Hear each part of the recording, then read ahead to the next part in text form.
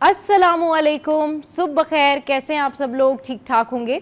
और आज की सुबह का आगाज़ इस दुआ के साथ कि अल्लाह ताला पाकिस्तान को हमेशा सलामत रखे, अल्लाह ताला पाकिस्तान को हमेशा शाद आबाद रखे और इसी तरीके से हमारा मुल्क जो है वो तरक्की करता रहे, इसी तरीके से हमारा मुल्क जो है वो आगे बढ़ता रहे।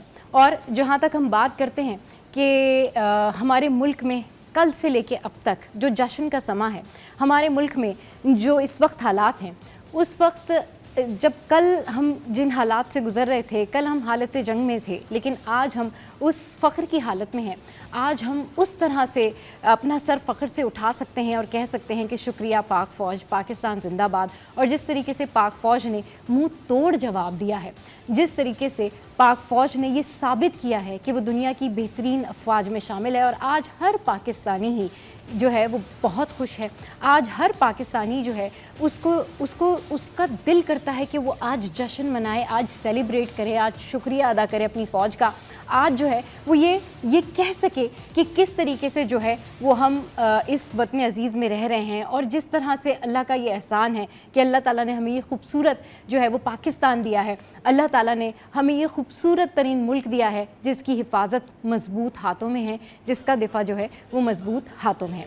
अच्छा जनाब, अब शो का आगाज़ करेंगे और शो को आगे बढ़ाएंगे, और आज के शो में हम बहुत सारी ऐसी चीज़ें डिस्कस करेंगे।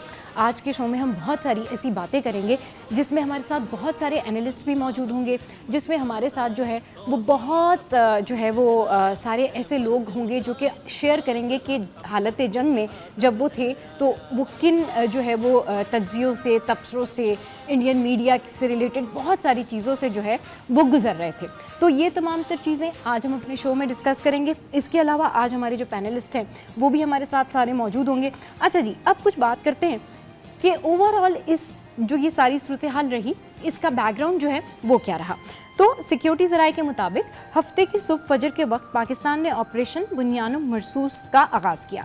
इस मरबूत और मुकम्मल मनसूबाबंदी के तहत चलाए गए फौजी ऑपरेशन में भारत की अहम अस्करी तनसीबात और air bases, BrahMos missile storage दिफाई निज़ाम को कामयाबी से निशाना बनाया। फिर S-400 और जदीद यानी कि जो कहा गया कि जो उनका जदीद एक सिस्टम है उसको निशाना बनाया गया। हर कदम ईमान, नज़्म ज़ब्त और इस्लामी उसूलों के मुताबिक उठाया गया। अच्छा जी, पहला मिसाइल जो है वो नारे तकबीर के साथ फायर किया गया, जो इस बात का सबूत है कि पाकिस्तानी फ़ौज के दिलों में अल्लाह पर कामिल यकीन और वतन से बेपनाह मोहब्बत है। अच्छा, जहाँ भारत को अपने अरबों डॉलर के दिफाई निज़ाम और जदीद राफेल तैयारों पर नाज था, वहाँ पाकिस्तान की गैर मुतज़लज़ल अज़्म, टेक्नोलॉजी के मौसर इस्तेमाल और नाकाबिले शिकस्त जज्बे ने भारत को शदीद नुकसान पहुँचाया। अच्छा, न सिर्फ दिफाई निज़ाम बल्कि साइबर जंग के महाज पर भी पाकिस्तान ने भारत को हैरत में डाल दिया। अच्छा, फिर क्या हुआ कि पाकिस्तान ने भारत की जो अहम वेबसाइट थी, कमांड सिस्टम्स थे और एयर ट्रैफिक कंट्रोल था, उसको जैम करके इबलागी तौर पर मफलूज कर दिया। आलमी तज्जियाकार इस कामयाबी को सिर्फ अस्करी फतह ही नहीं बल्कि एक नई सिफारती और स्ट्रेटजिक हकीकत के तौर पर देख रहे हैं। अच्छा, ये सारी सूरत हाल रही जो कि मैंने आपको इसका बैकग्राउंड शेयर किया। तो आज के शो में हमारे साथ जो है वो हमारे पैनलिस्ट होंगे। इसके अलावा जहाँ तक ताल्लुक़ है हमारी फ़ौज का, उसके हवाले से हम ओवरऑल आज का दिन उनके नाम करते हैं, पाकिस्तान के नाम करते हैं, हमारी फ़ौज को सलाम, पाकिस्तानी अवाम को सलाम। जिस जज्बे के साथ हमने इस जंग को देखा, हमने इस जंग के अंदर जो जज्बा शो किया, उसके बाद पूरी दुनिया जो है वो पाक फ़ौज की सलाहियतों की मुतरफ हो गई है। तो शो में यहाँ वक्त ब्रेक का, ब्रेक के बाद जब वापस आएंगे तो मज़ीद डिस्कशन को आगे बढ़ाएंगे। Stay with us.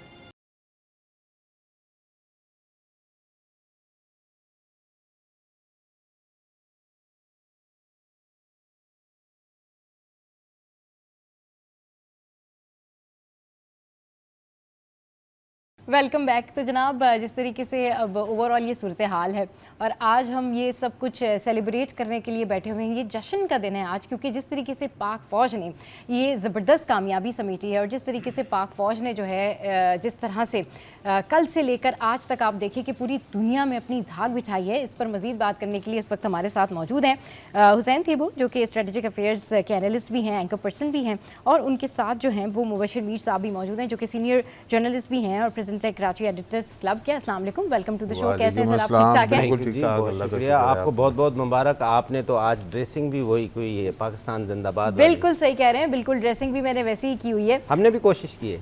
अच्छा, नहीं माशाल्लाह। आज बात वो ये है कि सबके जो जज्बे हैं वो खुशी से सरशार हैं, और जिस तरीके से ये अहम कामयाबी समेटी है पाक फौज ने, उसके बारे में आप क्या कहना चाहेंगे? मैं पहले आपसे बात करना चाहूँगी। देखें जी, बात ये है कि एक हमसे 4 गुना बड़ा एक बदबूदार दुश्मन, जिसका ये घमंड था कि हम सुपीरियरिटी है, ये जो एशिया में हम सुपीरियर पावर हैं, हम शाइनिंग हिंदुस्तान है, उसको 3 चीज़ों को गुरूर था।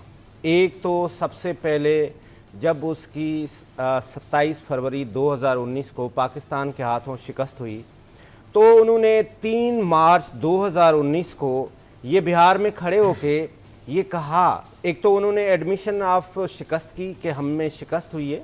दूसरा, उन्होंने बिहार में ये खड़े होकर कहा कि देखें हमारे पास राफेल नहीं है, जिसकी वजह से ये हमें शिकस्त हुई है।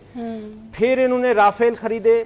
फिर राफेल ख़रीदने के बाद उन्होंने उस पर जो करप्शन के स्कैंडल हैं, इसके ऊपर, अमित शाह के ऊपर, अजीत डोवल के ऊपर, ये आलोक जोशी के ऊपर, आलोक जोशी उस वक्त डीजी थे जो इनकी इंटेलिजेंस एजेंसी है हाँ। उसके ऊपर करप्शन के इल्ज़ाम। फिर इन्होंने राफेल ख़रीदा। मीडिया ने इसको हाइप, जो वो वहाँ पे जो गोदी में, ओ जी वाह कमाल हो गया जी, राफेल आ गया। कैन यू इमेजिन, हमारे जो स्ट्रेटेजिक वेपन्स आते हैं हमें पता ही नहीं होता पाकिस्तान को कि मिलिट्री किस तरह से, क्योंकि वो सीक्रेट होती है। उन्होंने उस राफेल को स्टूडियो में बुलाया, जी न्यूज़ के स्टूडियो में। उसको नरेंद्र मोदी ने बुला के उसके पहले गोबर की, गाय का गोबर लगाया, गाय का पेशाब लगाया, फिर थोड़ा सा मोदी ने वहाँ पे खुद भी पेशाब खड़े होकर पिया। तो ये उन्होंने एक सुप्रीमेसी दिखाई कि भाई साहब देखें, ये हमारे पास अब ये राफेल आ गया। अच्छा, मज़ाहिब सारे अच्छे हैं, हिंदू हमारे दोस्त हैं, हमारे भाई हैं, हमारे यहाँ हम पढ़े हैं साथ में। लेकिन हिंदू मज़हब में क्या होता है कि जो माइट है, जो ताकत है, वो आग है, वो सूरज है, वो सुपीरियर में। वो नरेंद्र मोदी ने, इस गधे ने उस राफेल को पेश ऐसे किया कि देखें ये सुप्रीमेसी है, ये गार्ड है। उस पे ऊपर एक तो उनको बहुत बड़ा गुरूर था। दूसरा, उनको जो सबसे बड़ा गुरूर था वो ये था कि उनके पास जो AS-400 सिस्टम था, जो एयरफोर्स के पास था, जो एयरफोर्स जिसके साथ डिटेक्ट करके और मिसाइल पाकिस्तान के ऊपर, वो $1.5 बिलियन का प्रोजेक्ट था ये AS-400। तीसरा जो उनको सबसे बड़ा गुरूर था नरेंद्र मोदी को, वो उसकी मीडिया थी, वो उसकी हिंदुत्व की आइडियोलॉजी थी, और उसके साथ ये था कि मैं इस वक्त जो ये हिंदुस्तान है, ये हिंदुस्तान के पास जो आईटी है, जो हम $200 बिलियन का आईटी एक्सपोर्ट करते हैं, वो हम तो दुनिया के चैंपियन हैं। हम बेंगलोर से बैठ के गूगल को भी मॉनिटर कर रहे होते हैं, हम बेंगलोर से बैठ के सॉफ्टवेयर माइक्रोसॉफ्ट को भी कर रहे होते हैं। पाकिस्तान ने कल 10 मई 2025 को तीनों गुरूर इसके मट्टी में मिला दिया। इसका राफेल पाकिस्तान ने ऐसे गिराया जैसे कोई खिलौना होता है, दुनिया में तमाशा बन गया।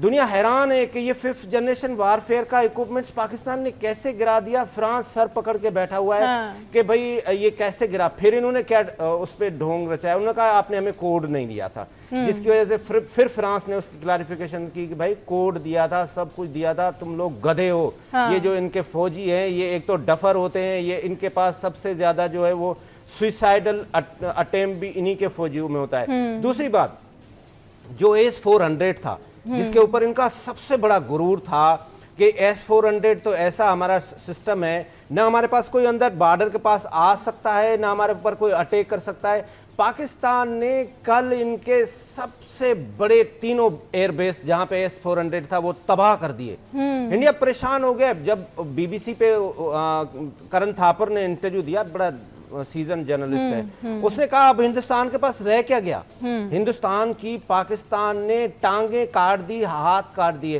देखें, आप जंग जो लड़ते हैं, आप घोड़े पे चढ़ के उर्तुगल गाजी की तरह आप यहाँ से तलवार लेके दिल्ली तो नहीं जाते ना। अब तो जंग होती है बटन से, आपकी टेक्नोलॉजी से, आपकी ब्रेन से। पाकिस्तान ने सब कुछ बेड़ा गर्क करके रख दिया। तीसरी बात, जो हिंदुस्तान को तीसरा सबसे बड़ा गुरूर था कि हम आईटी के चैंपियन हैं, पाकिस्तान ने सारी जो उनके इंटेलिजेंस की वेबसाइट थी बहुत सारी हैक कर दी। दुनिया परेशान, इंडिया परेशान कि ये क्या हो गया। अच्छा, जो इनकी जो बीजेपी एक दहशतगर्द जमात है जो आरएसएस की आइडियोलॉजी लेके ये नरेंद्र मोदी जिस बीजेपी की वेबसाइट पाकिस्तान ने रात में हैक करके पाकिस्तान के जवानों ने उस पर पाकिस्तान का झंडा लगा दिया। दुनिया में ये जो हिंदुस्तान था ये किसी को मुंह दिखाने के काबिल नहीं रहा।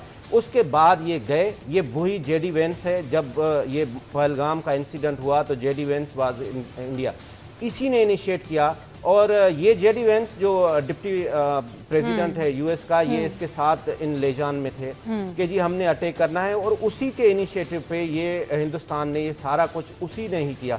ये फिर जेडी वेंस ने उस वक्त ये बयान दिया कि नहीं, इनके साथ जो है वो बैठ के बात होनी चाहिए। उसके बाद मार्को रूबियो ने जो स्टेट डिपार्टमेंट है यूएस का, उस पर उन्होंने अपनी वेबसाइट पे लिखा कि हमने आर्मी चीफ सैयद आसिम मुनीर से बात की है और हम चाहते हैं कि दोनों फरीक बैठे। तो भाई फरीकेन बैठे क्या? हम तो पहले दिन से बोल रहे हैं, जिस दिन से ये पहलगाम का इंसिडेंट हुआ, इंसिडेंट होता है 2:20 पे, 2:30 पे आप जाके एफआईआर कटवाते हैं। जिस थाने में आप एफआईआर कटवाते हैं उस थाने का distance from the incident point and थाने का डिस्टेंस 30 मिनट का है। आपको 10 मिनट में कैसे पता चल गया कि ये पाकिस्तान ने इंसिडेंट कराया है? फिर जहां पे इंसिडेंट होता है वहां पे आप 2 घंटे तक तो आपके रेस्क्यू के लोग नहीं जाते, आपको एफआईआर का पहले पता चल जाता है कि एफआईआर पाकिस्तान ने किया है।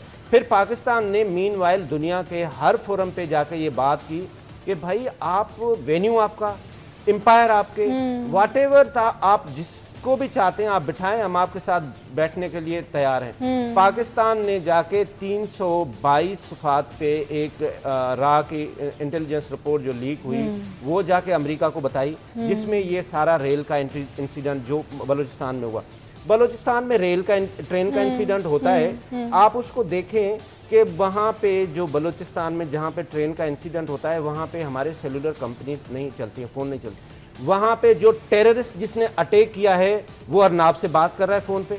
अब उसके बाद कौन सा फ़ोन है, कौन सा वॉकी टॉकी है, और आपको कैसे पता चला कि भाई ये ट्रेन का इंसिडेंट फलां आदमी ने किया है? मतलब अरनाब को कैसे पता चला जो इंडिया में बैठा हुआ है, इंडिया टाइम्स पे बैठ के उसका इंटरव्यू? इसका मतलब है कि आप इसके साथ लेजान में हैं, आप इसके साथ आप स्टेट स्पॉन्सर्ड टेररिज्म में हिंदुस्तान इन्वॉल्व है।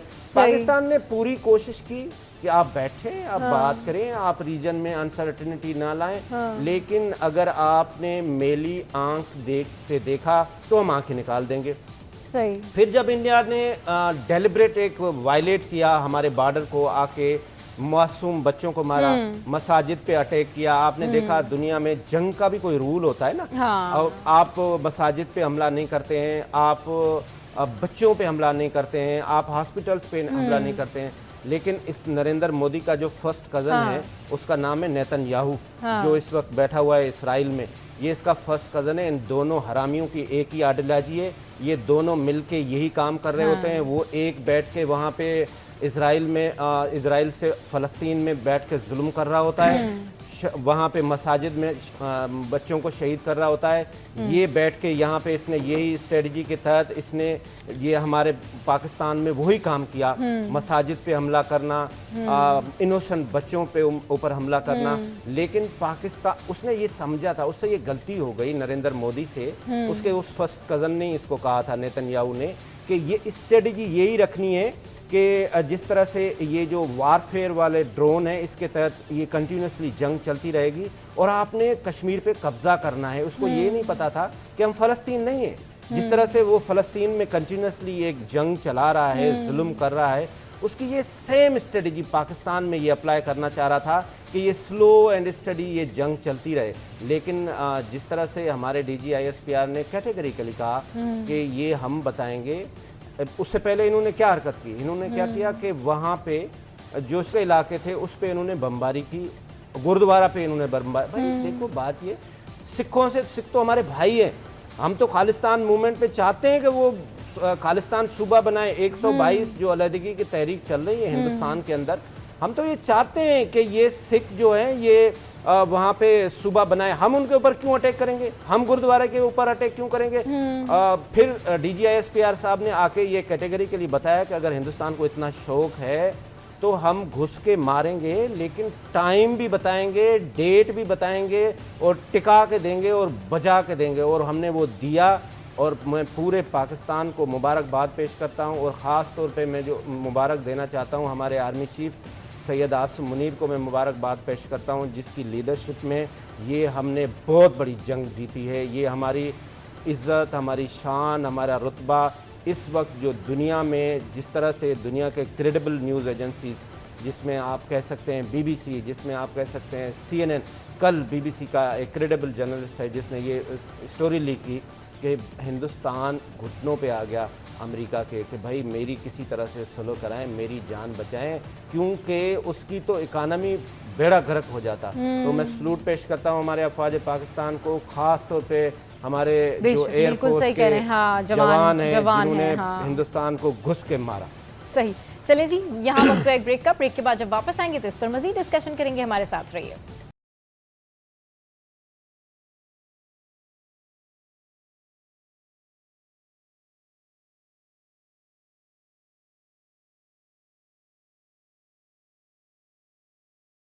Welcome back. तो जनाब, आज हम सेलिब्रेट कर रहे हैं जीत पाकिस्तान की, जीत अफवाज पाकिस्तान की। और जिस तरह से हमारी फ़ौज ने उनको चंद घंटों में ही जवाब दिया है और मोदी सरकार जो है वो घुटनों के बल आ गिरी। और फ़ौरन से मीडिएशन के लिए आप देखें कि फ्राइडे से ही जो है, ये CNN की रिपोर्ट है, ये मैं नहीं कह रही हूँ, फ्राइडे से ही जो है वो स्टार्ट हो गई थी ये तमाम तर चीज़ें। फ्राइडे से ही जो है JD Vance ने राब्ते करना शुरू कर दिए थे और ये बताना शुरू कर दिया था कि भाई अगर ये मामला आगे बढ़ेगा तो फिर पाकिस्तान को रोकना बिल्कुल मुश्किल हो जाएगा। सर, इस सूरत हाल पर आप क्या कहेंगे? क्योंकि मुख्तलिफ लोग, अगर हम इंडियन मीडिया की बात करें तो वहाँ से मुख्तलिफ किस्म के जो है वो पैगामात आते हैं या मुख्तलिफ किस्म का उनका मीडिया जो है वो बात नशर करता है। अच्छा, पहले वो बहाना बनाकर ये चीज़ें करते हैं कि जी पानी का बहाना बनाते हैं कि पानी रोकने के लिए वो अपने ही मुल्क में खुद दहशतगर्दी करवा देते हैं।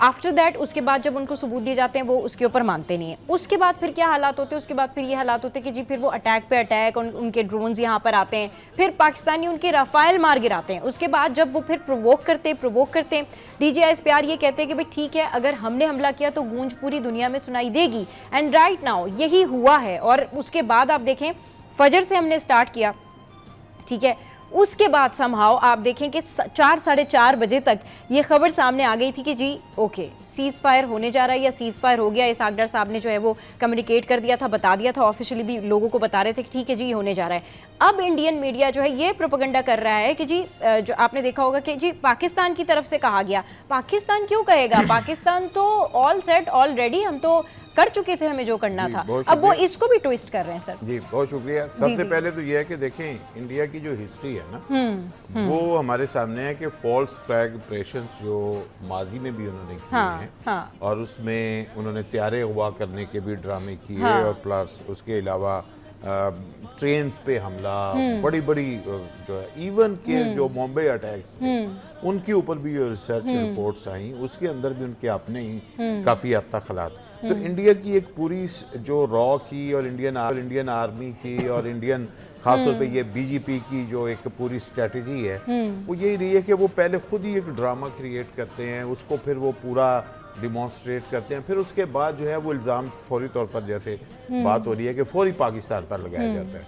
लेकिन फिर इस दफ़ा जो उन्होंने ये पहलगाम का किया है इसमें इतने सुकम हैं, इतने यानी कि इसके अंदर उन्होंने भंड कर दिए कि मसलन वो आपने उस केस को जो है प्लीड ही नहीं कर सके। इंटरनेशनल मीडिया के सामने या इंटरनेशनल कम्युनिटी के सामने, इदारों के सामने, दुनिया भर में दीगर मुल्कों के सामने वो ये चीज़ साबित करने में नाकाम हो गई। इवन कि आप देखें कि उसमें पाकिस्तान नहीं बल्कि फ्रांस के चैनल ने 24 ने और BBC ने जो उसका वो बिल्कुल सही जो उसका AI से जो बनाई हुई जनरेट की हुई जो सारी चीज़ें थी वो उन्होंने एक्सपोज करके जो है इंडिया की जो है वो सारी पहलगाम की जो फॉल्स फ्लैग ऑपरेशन की जो स्टोरी थी उसको एक तरह से डिफ्यूज कर दिया। अब उसके पास क्या रास्ता बचा था कि वो अपनी इज्जत को कैसे बचाता, तो उसने फिर अटैक्स करने शुरू किया। लेकिन अनफॉर्चुनेटली उनके लिए और हमारे लिए फॉर्चुनेटली कि ये चीजें ऐसी हुई कि हमारे तो दुनिया भर में पायलट्स जो हैं उनका एक नाम है और पाकिस्तान की एयरफोर्स ने दुनिया में नाम कमाया है। आज से नहीं, 65 की वॉर से, फिर इवन के पाकिस्तान के ट्रेंड किए हुए लोग जो हैं उन्होंने अरब में जो और इजराइल की वॉर में जो उन्होंने लैंडमार्क्स अचीव किए थे वो आज तक दुनिया जानती है। हम सिर्फ जंगी जहाज चलाने में माहिर नहीं हैं, हम सिविलियन एविएशन में भी माहिर हैं। हमने दुनिया की कई एयरलाइनें भी बनाई हैं। तो वो जो फजाओं की बात है उसमें पाकिस्तान की हुक्मरानी और जो अभी लीड लगी है टेलीग्राफ की उसमें बड़े जबरदस्त उन्होंने राज तहसीन पेश किया है। उन्होंने कहा जी जो किंग्स ऑफ जो स्काईज हैं वो पाकिस्तानी है। सही। तो एक चीज बड़ी इंपॉर्टेंट हो गई कि पाकिस्तान की जो स्किल है मेरा ख्याल है उसने दुनिया में धाक बिठा दी अपनी। सही। और सबसे बड़ी जो चीज है, इवन हर चीज जिसमें आप समझ लें कि आप एक तरफ मशीन है और एक तरफ मैन बिहाइंड मशीन है। सही। तो जो मैन बिहाइंड मशीन है वो पाकिस्तानी है, जिसके अंदर जज्बा है, जिसके अंदर ईमान है, जिसके अंदर एक कुव्वत है, जिसको अल्लाह ताला ने एक खुदादात सलीके दी है, जिसके अंदर एक वो जुर्रत है। सबसे बड़ी चीज एक जो है ना, देखिए जो फाइट के लिए जो करेज है ना, वो मेरा ख्याल है जो पाकिस्तान के जवानों में, अफसरों में और जितनी फोर्सेस के लोग हैं उनमें है, वो किसी और में नहीं देखी जा सकती। अगर टेक्नोलॉजी की बात करें, जैसे हुसैन बात कर रहे थे कि उनकी आईटी की बात कर रहे हैं या इक्विपमेंट की बात करें, तो इक्विपमेंट में तो शायद और भी बड़ी बड़ी चीज़ें होंगी। और ये जो हमारे पास F-16 है, इससे लेटेस्ट वर्जन अमेरिका के पास अभी होगा जो हमें उन्होंने नहीं दिया। और इवन सुपर कंप्यूटर, अदर बहुत सी चीज़ें हैं जिसमें हम अभी बहुत पीछे। लेकिन जो मैन बिहाइंड मशीन है वो हम है, जिसने फर्क डाल दिया दुनिया में, जो बड़ा फर्क डाला है वो इंसान ने डाला है। और वो इंसान पाकिस्तान की कौम है। और सिर्फ यहाँ तक नहीं है, सिर्फ हम फोर्सेस की बात नहीं करेंगे, फोर्सेस जो हैं वो कौम के बगैर नहीं चल सकती। आप देखें जो सोशल मीडिया वॉर थी वो भी पाकिस्तान ने जीती। सही। सोशल मीडिया वॉर में इंडिया ने मात खाई और इंडियन ने ही तस्लीम किया कि सोशल मीडिया में पाकिस्तानी नौजवानों ने जिस तरह उनको एक्सपोज करना, पहली चीज एक्सपोज करना, फिर उसके बाद उन पे अटैक करना, दोनों सूरतों में अगर आप देखें तो ये दोनों वॉर चल रही थी। टेलीविजन की स्क्रीन पे चल रही थी, सोशल मीडिया नेटवर्क्स पे चल रही थी, और एक वॉर ऑफ नर्व्स थी जो कि यकीनन डिसीजन मेकर के ऊपर थी। और फिर एक सिचुएशन ऐसी क्रिएट हो गई कि जिसमें जो है ना पाकिस्तान की कौम की पूरी की आवाज ही आनी शुरू होगी कि हमें इसका एक भरपूर जवाब देना। सही। तो उस वक्त तक तो ये था कि शायद हम थोड़ा रुक रहे हैं, थोड़ा वेट कर रहे हैं, या हम जो है ना कुछ अपनी स्ट्रेटजी जो है उसको डिफाइन कर रहे हैं। लेकिन लोगों का जो फ्रस्ट्रेशन थी वो बढ़ रही थी। अब देखें कि बहुत ज्यादा जो है ना मुतालबा सोशल मीडिया से ही अपनी गवर्नमेंट के ऊपर आना शुरू हो गया कि भाई जल्दी करो। और फिर फाइनली जो है वो बहुत अच्छा, बिल्कुल जब पाकिस्तान के ऑपरेशन का जवाब का नाम रखा गया और वो नाम के ऊपर ही जो है वो बहुत बड़ा, उसके ऊपर ही कितने लोगों ने डिबेट की, कुरान की आयत से नाम जो है वो लिया गया, उसकी जो तशरीहात की गई हैं, आहनी दीवार उसे और सीसा पलाई हुई दीवार, और जो वो वाकयात से फिर जोड़ा गया कि किस तरह जो है वो सीसा पलाई हुई दीवार कौन साबित हुए, रसूल पाक की जिंदगी में कौन साबित हुए।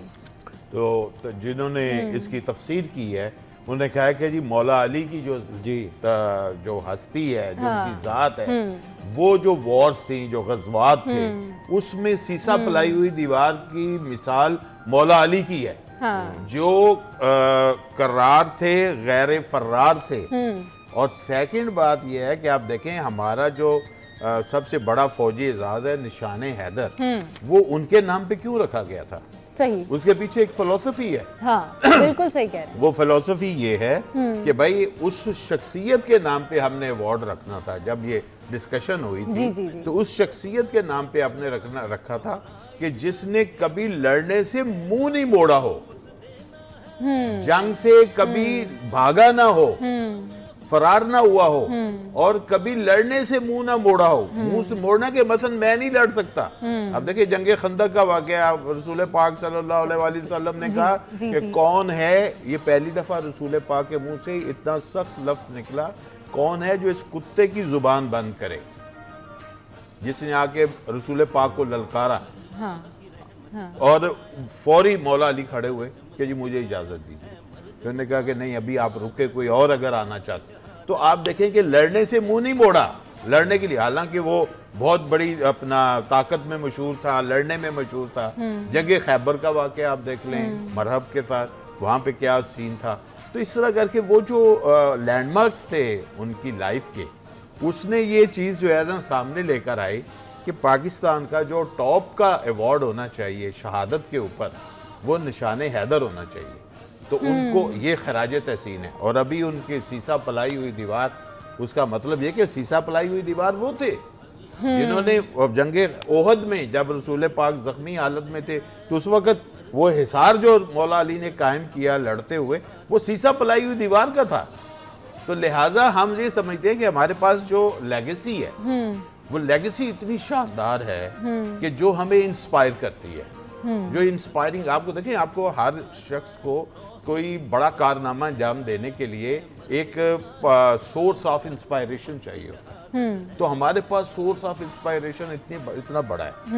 और लोग जो हैं वो जो फोर्सेस में जाते हैं वो तमन्ना करते हैं शहादत की, और शहादत के बाद शहादत हैं बहुत सी, लेकिन हाईएस्ट जो उनकी फैमिलीज को जो ख्वाहिश होती है जी हमारा बेटा जो है वो निशान हैदर पाए, और जिन्होंने मिला है वो हमारे लिए फख्र हैं, वो बड़े बड़े नाम हैं। उसकी वजह से है कि वो एक वो हमारे जो है समझ लें हमारे रियल हीरोज जो हैं वो हैं। तो लिहाजा वो जो जज्बे के साथ, अगर मैं समझता हूँ कि एक टेक्नीशियन जो कि उस जहाज को सेट कर रहा होता है, और एक वो जो उसको उड़ा रहा होता है, और एक वो जो उसके पीछे दुआएं कर रहे होते हैं, सबका वो जो एक लेवल ऑफ इंस्पायरेशन है वो इन हस्तियों की तरफ से है। वो वहाँ से आता है जिसने हमें ये जुर्रत, ये कुव्वत अता करता है। हमारा लैंडमार्क है 1965 की वॉर, जो उसके ऊपर इंडिया में जो किताबें लिखी गई उसमें ये तस्लीम किया गया कि पाकिस्तान की फोर्स ने बढ़तरी हासिल की। बाकायदा तौर पर ये तस्लीम किया गया है उसमें जो उन्होंने, और उन्होंने माना हुआ है कुछ लोगों ने रियलिस्टिकली कि हमारा सबसे ज्यादा नुकसान हमारा हुआ पाकिस्तान की आर्मी ने जिस तरह और पाकिस्तान की एयरफोर्स ने जिस तरह फाइट की थी। और उस वक्त भी आप देखें कि इसी तरह था कि इंडिया के जहाज बम फेंक के भाग जाते थे। सही। तो इसका मतलब मैन बिहाइंड फोर्स जो मैं बात कर रहा हूँ, जो सीसा पलाई हुई दीवार है, मैं समझता हूँ वो मशीन नहीं है, वो इंसान है। सही। और वो इंसान वो है जो हमारा इंसान है, जो हमारी सफ में खड़ा है, जो हमारी सफ़े हैं, ये सीसा पलाई हुई दीवार है। चलिए जी ठीक है, यहाँ पर वक्त एक ब्रेक का, ब्रेक के बाद जब वापस आएंगे तो इस पर मजीद डिस्कशन करेंगे। आपने कहीं नहीं जाना, हमारे साथ रहना है, स्टे विद।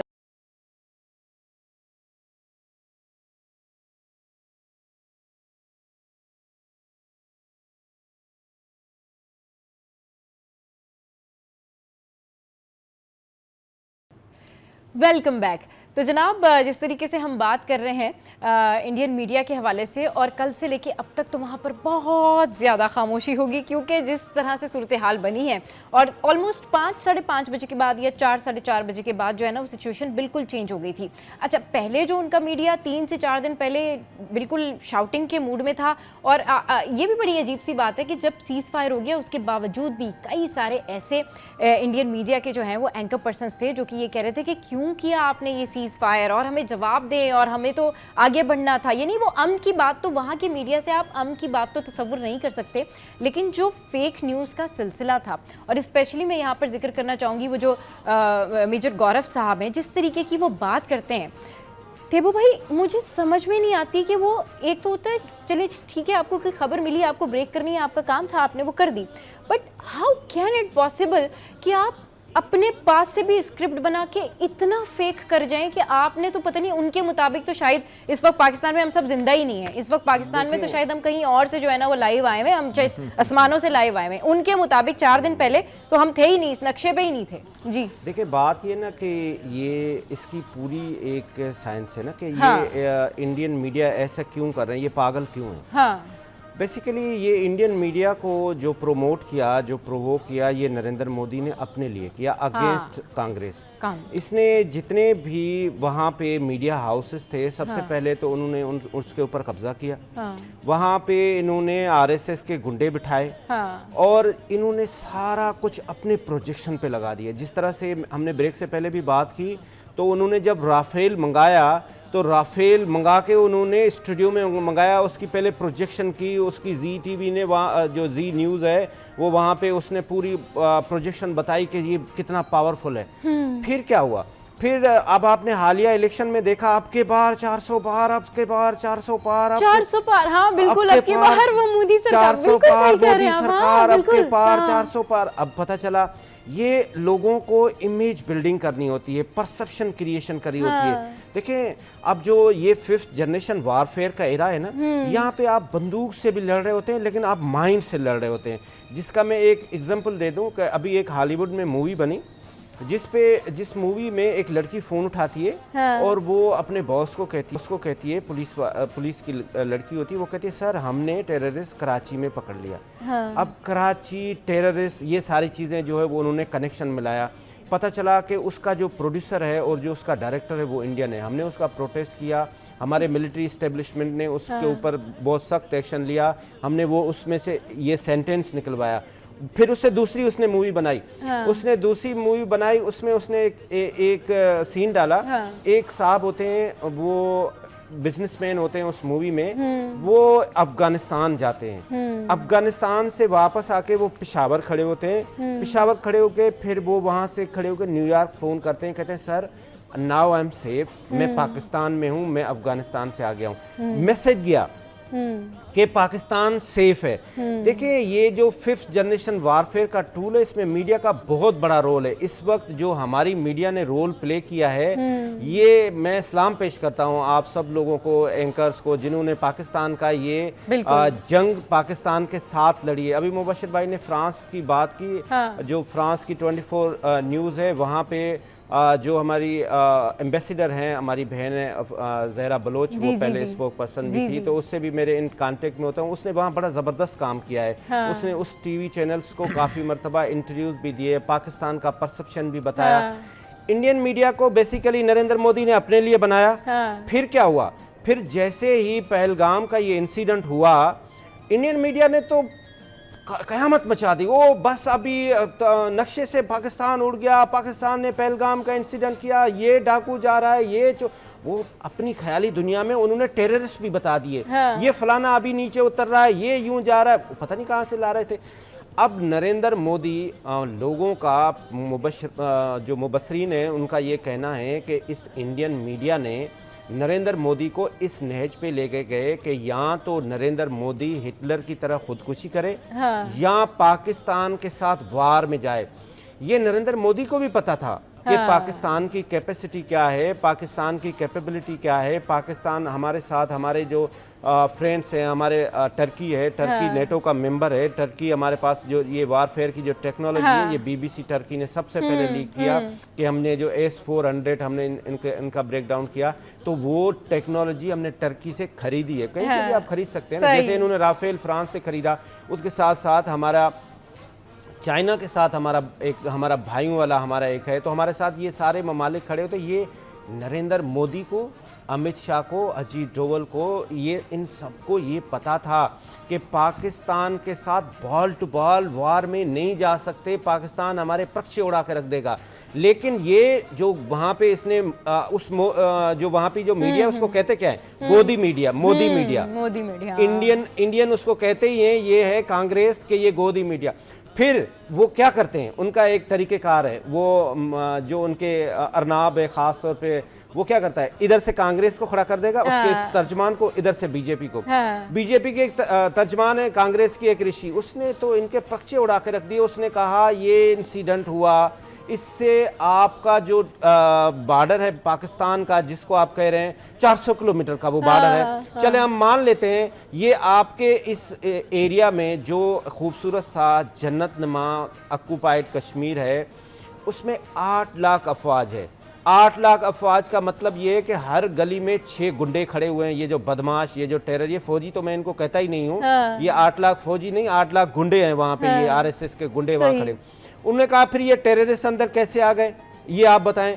और अगर आ भी गए तो वो एक जहाँ पे ये इंसिडेंट हुआ है, ये एक पहाड़ी है, पहाड़ी से उतर के किधर गए?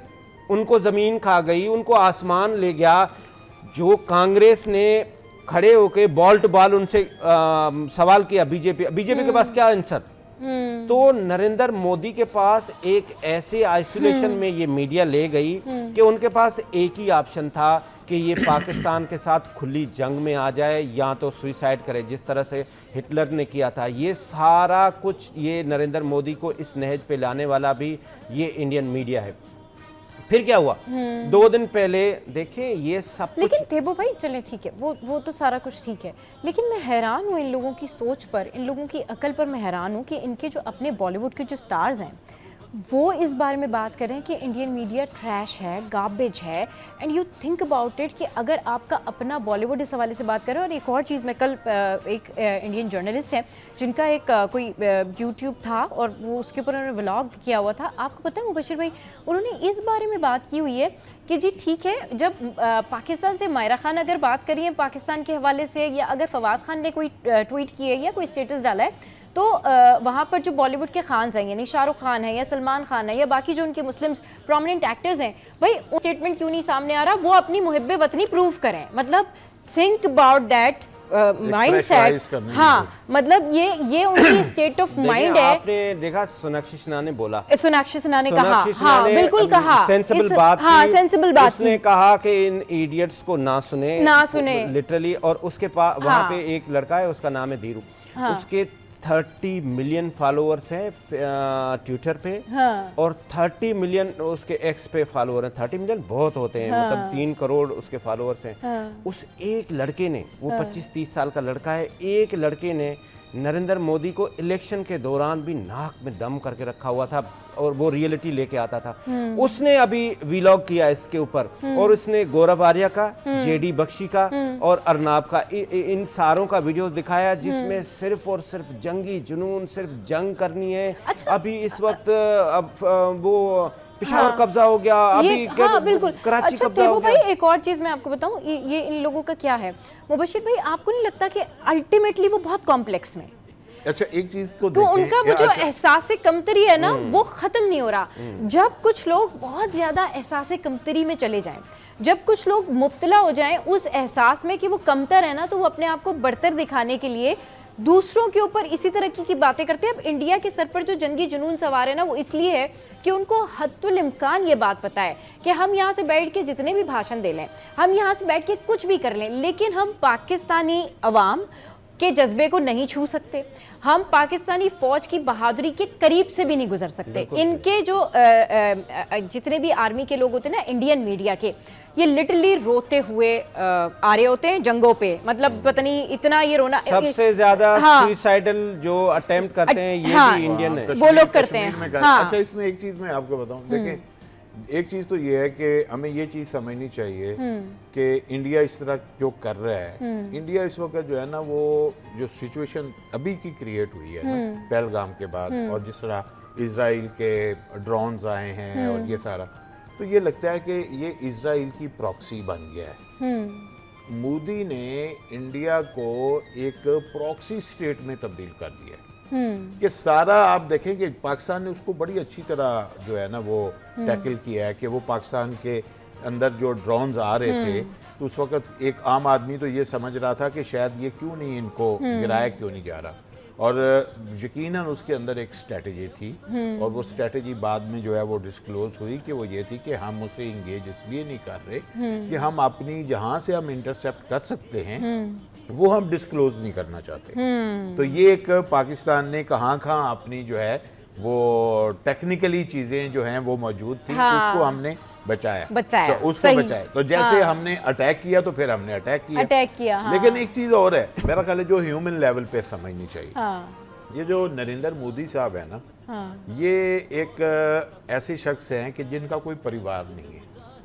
हाँ, बिल्कुल सही सही अच्छा, सही। एक होता है ना हाँ, ह्यूमन, मुझे तो लगता है Modi is just a man hate, you know. देखिए वो एक हाँ। जिस तरह उन्होंने गवर्नमेंट की एज ए वजीर हाँ, लोगों का कत्लेआम हुआ, उसकी जात पे कोई असर नहीं है, उसके कोई वो नहीं है कि ना उसकी ना किसी बच्चे को मरते हुए देख के उसको अफसोस होता है, ना किसी को भूखे को देख के उसको अफसोस होता है। बस उसके अंदर जो एक चीज इन हुई है कि मैं महरूम था और अब मुझे पावर जो मिली है, इस पावर से मैंने हर चीज को उड़ा के रखना है और सबके ऊपर मुसल्लत रहना है। अब उसकी कोई फैमिली नहीं है, उसकी कोई औलाद नहीं है, कोई उसने घर नहीं है, कोई उसके सेंटिमेंट्स नहीं है कि वो एहसास कर रहा हो। वो तो इंडिया की जो समझदार क्लास है, वहाँ पे बहुत बड़ी समझदार क्लास है, बहुत पढ़े लिखे लोगों की क्लास है। जैसे इन्होंने बॉलीवुड का जिक्र किया, जो खातून का सोनाक्षी का, इस तरह और बड़े बड़े स्कॉलर्स हैं जो मेरा ख्याल है मोदी को किसी तरह देखने की भी जो है ना वो ख्वाहिश नहीं रखते। हाँ। उनको पता है कि ये पागल आदमी है। हाँ। ये मेंटल और लेवल बल्कि बात ये मुबशिर भाई कि सोनाक्षी के वालिद ने भी सबसे पहले इस पे बयान दिया था। उसको एक राज बब्बर की जो स्पीच है वो बड़ी जबरदस्त स्पीच है। उन्होंने कहा था कि चलिए जी, बस बिल्कुल शो में जो हमारा जो ये सेगमेंट है ना, इसका टाइम बिल्कुल एंड अप होने लगा है। बहुत शुक्रिया थीबू भाई, बहुत शुक्रिया मुबशिर भाई हमारे शो पर आए। अभी यहाँ पर वक्त हुआ हेडलाइंस ब्रेक का, फिर उसके बाद वापस आएंगे और शो को आगे बढ़ाएंगे।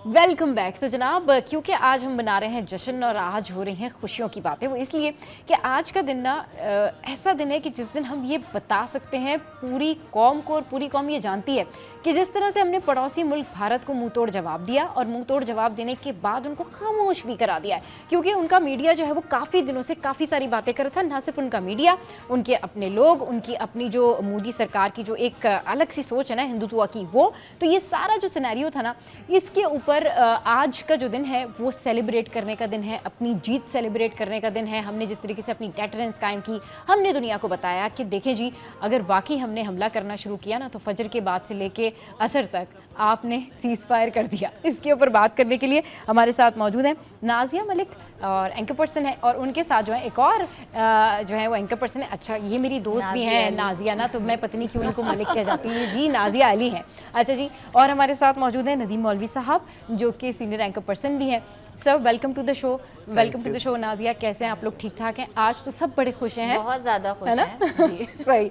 अच्छा, थोड़ा सा बताएं नाजिया कि कल से लेकर आज तक फीलिंग्स भी चेंज हुई और सारी चीज़ें भी जो हैं वो बड़ा चेंज हुई। उसकी रीज़न ये रही कि ना कल जो स्ट्रेस थी, यानी कल जो एक टेंशन थी इस बात पे कि जी ठीक है, अब इंडिया ने ये हरकत की, हम जवाब तो दे रहे हैं, लेकिन ये कहाँ जाकर रुकेगा, कैसे रुकेगा, क्योंकि हम तो रुकने वाले नहीं थे सर। लेकिन फिर उसके बाद आपने देखा कि इंटरवीन किया अमेरिका ने, मीडिएशन का किरदार अदा किया। फिर फ्राइडे से ही जो है ये मैं नहीं कह रही हूँ, ये CNN रिपोर्ट कर रहा है। फिर फ्राइडे से ही जो है वो JD Vance ने जो है वो बातचीत करना शुरू कर दी, और उसके बाद थ्रू आउट सैटरडे तक ये खबर आई कि जी सीज फायर होने जा रहा है। बट इन बिटवीन पाकिस्तान फ़ौज ने जिस तरीके से, जिस अज़्म के साथ और जिस तरीके से उन्होंने दिन के उजाले में पूरा ऐलान करके कि वी आर कमिंग, हम आ रहे हैं, ऐसे नहीं कि रात के अंधेरे में ही उन्होंने किया हो, दिन के उजाले में जो फजर का टाइम होता है, जो एक्चुअल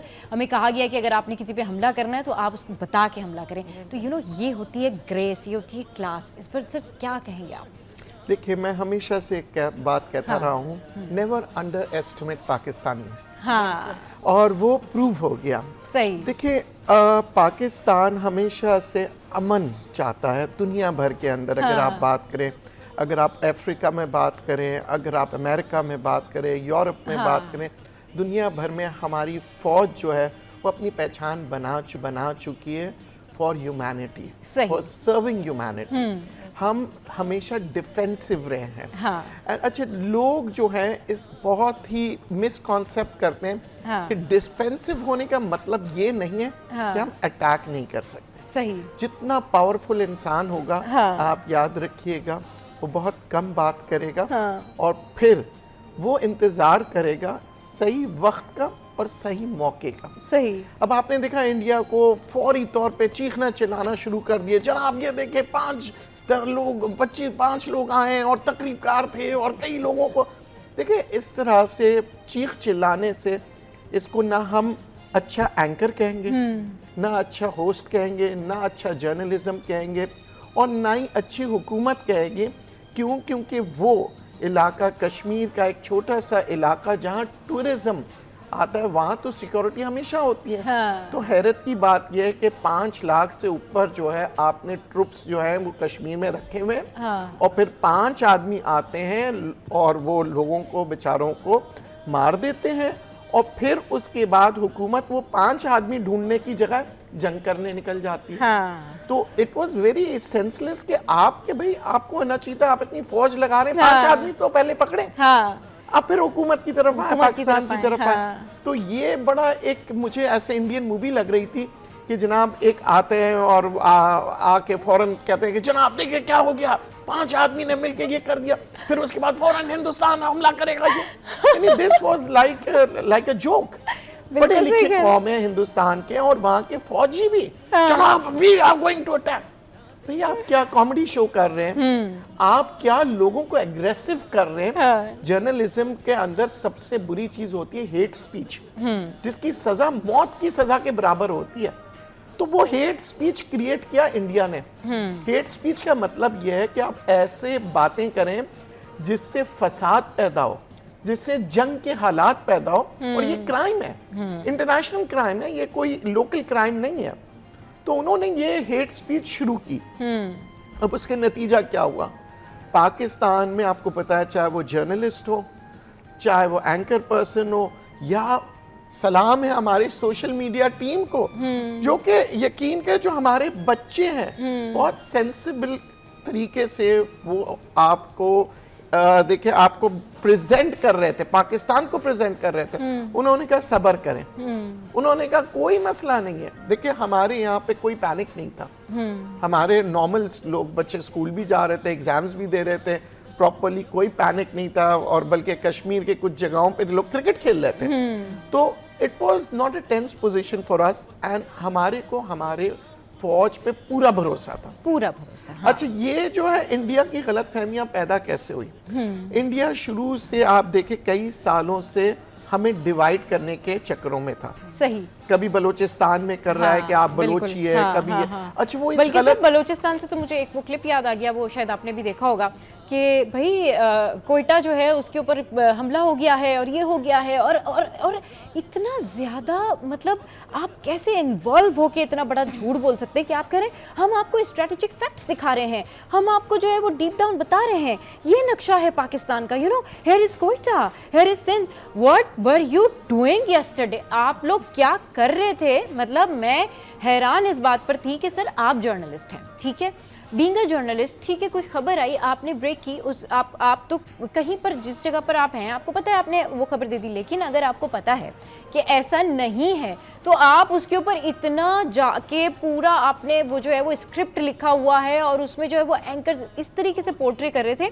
लिटरली जो पाकिस्तानी घर में बैठे हुए थे ना आवाम, वो कहते कराची पे हमला हो गया, कराची पे हमला हो गया। I was like what they are doing, ये क्या कर रहे हैं वो लोग? बेसिकली वो मैं आपको आप नॉर्मल कोई खबर ट्विस्ट करते हैं, ठीक है, अगर करते हैं तो समझ भी आ रही होती कि जी आप इंटरनेशनल लेवल पर वॉर जोन के अंदर हैं, 2 मुल्कों की जंग छिड़ी हुई है। How could you be so irresponsible कि आप अपने अवाम को ये बता रहे कि जी आपने पाकिस्तान के तो आधे शहरों पे कब्जा कर लिया। पाकिस्तानी पूछ रहे हैं, अच्छा वहीं उसके उन क्लिप्स के नीचे पाकिस्तानी कह रहे हैं भाई हम तो लंच कर रहे हैं, हम तो खाना खा रहे हैं, अरे हम तो जिम जा रहे हैं। हाँ, so that was the situation yesterday. और अगर आप डे बिफोर यस्टरडे की मैं बात करूं तो उससे ज्यादा हालात खराब हुए थे वहाँ पे। देखिए असल में उन्होंने जहन में ये समझा था कि ये पाकिस्तानी आपस में लड़ते रहेंगे और फिर हम अटैक कर देंगे। हाँ। मैंने बहुत पहले एफएम के शो में साहिल लोधी के साथ बैठे हुए थे, तो फर्स्ट शो जो हमने किया, हमने कहा हमें अंडर एस्टिमेट ना करें।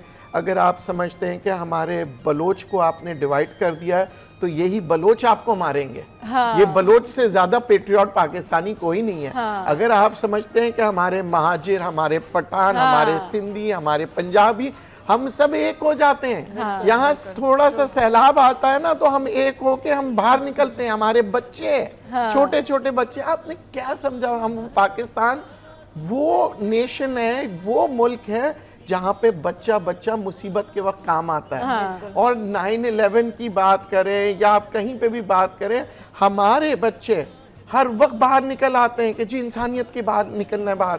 आप बालाकोट की अगर इंसिडेंट की बात करें, जहाँ पे भी देखें तो हम एक हो जाते हैं। तो ये गलत फहमी थी। मैं हमेशा कहता हूँ नेवर अंडर एस्टिमेट पाकिस्तानीज़। भाई हम अगर एक हो जाते हैं ना तो आप यकीन करें, आज तो हमारे अपने पाकिस्तानी जो है पूरी दुनिया के खबरों में आ रहे हैं कि जी Pakistan best air force, best army, best arm forces. और पाकिस्तान का बच्चा बच्चा कह रहा है पाक फौज जिंदाबाद, पाक फौज। अच्छा, वो अपनी खवातीन के बारे में बात करें।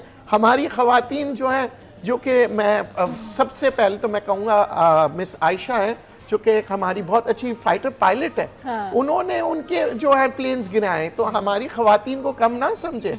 हमारी खवातीन, अगर आप अपनी खवातीन बता रहे हैं तो आप हमारी खवातीन में जनरल्स भी हैं। हमारी खवातीन के अभी हमारी जो अभी हम कहते हैं ना, हमें शो करना हमें अच्छा लगता नहीं है। हम शोबाज नहीं है। हम वो लोग हैं, डिफेंसिव लोग हैं। हमारी फोर्सेस में, चाहे वो फोर्सेस के डॉक्टर हो, चाहे खवातीन हो, चाहे कोई भी, और चाहे बुजुर्ग रिटायर्ड लोग हो। मेरे बहुत लोगों से मुलाकात हुई, रिटायर्ड लोगों ने, उन्होंने कहा सर हमने अपनी वर्दियां सिलवा ली हैं और जरूरत पड़ने पे वी आर देयर।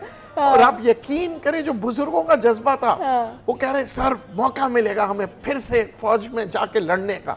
तो ये जज्बा था। तो दैट इज इट हमारे को एज ए नेशन। आज भी हम बात कर रहे हैं, देखें हम उनका मजाक नहीं उड़ाना चाह रहे, मगर हम उनसे कहते हैं कि देखें अकल के नाखून लें, इंसानियत के लिए काम करें, क्योंकि जंग के अंदर किसी का फायदा नहीं। अब एक और सोचने वाली बात है, देखिए हिंदुस्तान की इकोनॉमी भी बेहतर हो रही थी, पाकिस्तान की भी हो रही थी। हिंदुस्तान के जो लीडर्स हैं, मोदी साहब ने ये नहीं सोचा कि उनका कितना नुकसान होगा मईशत का। अरबों डॉलर के, आप यकीन करें, उनको नुकसान हुए इस जंग में। तो बात यह कि गुर्बत के बारे में सोचे। हमारी जंग गुर्बत से है, हिंदुस्तान की जंग गुर्बत से। हिंदुस्तान बेशक चांद पे चला गया, मगर आज भी उनके पास सैनिटेशन का कोई कुछ नहीं है। वहाँ के लोग बेचारे मुश्किल से जिंदगी गुजार रहे हैं। आप पहले इंसानों को मजबूत करें, फिर चांद पे जाने की सोचें। हम कह रहे हैं जीडीपी इंडिया की बहुत अच्छी है। जीडीपी उसकी कैसे अच्छी है? 235 बिलियनर्स हैं जो पूरे करोड़ों हिंदुस्तानियों को कंट्रोल करें। यानी 235 वो जो अमीर लोग हैं उसको निकाल दें हिंदुस्तान से, तो इंडिया जो है पूरी दुनिया का गरीब तरीन मुल्क हो जाएगा। तो आप 235 लोगों के हाथ में पहले तो पैसे देते हैं, ठीक है। अब आप ये देखें, ये जो रिलायंस कंपनी है, अंबानी साहब, ये किसके बेस्ट फ्रेंड है? मोदी साहब के। तो ये इतनी बड़ी रिलायंस कैसे बन गई, इतने अंबानी कैसे बन गए?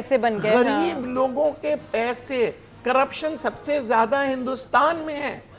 ये जो इनफैक्ट ये जो इनका जिस जगह पर इनका घर है, जो एंटीलिया करके इनके घर का जो नाम है, इस हवाले से भी कई सारी ऐसे रिपोर्ट्स आती हैं सामने कि जी जो वो उनकी जगह है, वो मुस्लिम वक्फ बोर्ड जो है उसके ऊपर उसका तनाज़ा चल रहा है। मतलब यानी कि ये आप सोचिए कि जिस जगह अंबानी का घर है, उसकी जो बैकग्राउंड है वो भी वही है कि वो ज़मीन वो मुसलमानों की है, और उसके ऊपर अभी इन्होंने कोई केस किया हुआ है। रिसेंट उसकी क्या अपडेट है वो डेफिनेटली मैं आपके साथ में शेयर करूंगी। But will take a short break here. Break के बाद जब वापस आएंगे तो फिर करेंगे और ढेर सारी बातें। हमारे साथ नाज़िया भी हैं, हमारे साथ रहिए।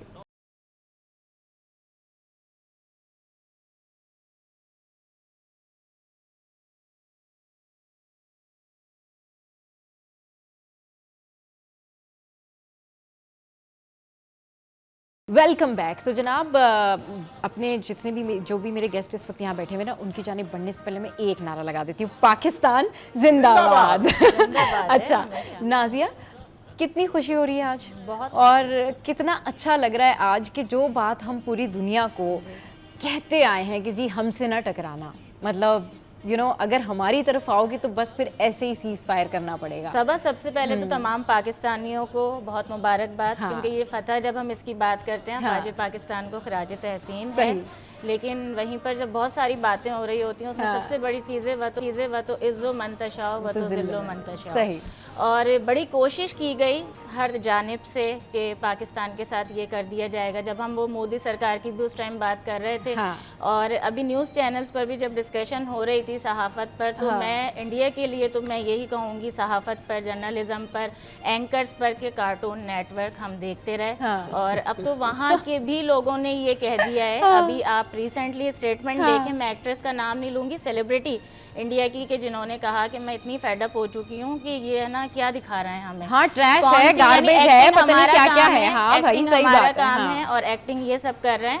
तो सबके लिए मैं यही कहूँगी, खुदा करे मेरी अर्ज़े पाक पर उतरे वो फसले गुल जिसे अंदेशा है ज़वाल ना हो। ये हम कहते रहे पढ़ते रहे हमेशा के, हमने ये दुआ ऐसी मांगी कि अल्लाह ताला ने इसके अंदर दिन दुगनी रात तरक्की वाली वो हमारे लिए मिसाल कायम किया फ़ौज पाकिस्तान ने, और तमाम पाकिस्तानियों के सर फ़ख्र से बुलंद कर दिए।